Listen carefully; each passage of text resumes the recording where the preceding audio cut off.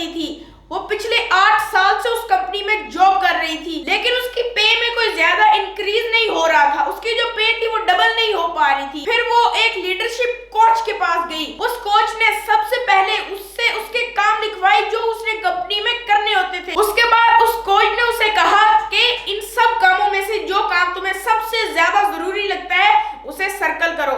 औरत ने उस काम को सर्कल कर दिया। ऐसे करते करते उसने उस औरत से उन सारे कामों में से 3 सबसे इंपॉर्टेंट काम सर्कल करवा लिए।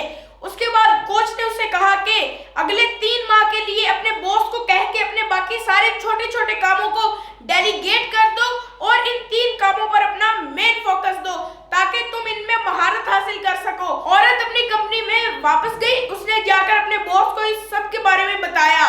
बॉस ने कहा हाँ यही 3 काम है जो सबसे इंपॉर्टेंट है तुम्हारे लिए, और बॉस ने उसके बाकी कामों को डेलीगेट करवाने में उसकी हेल्प कर दी। ऐसे करते करते 1 माह में उनकी कंपनी इतनी ग्रो हो गई कि बॉस ने उस औरत की सैलरी को डबल कर दिया।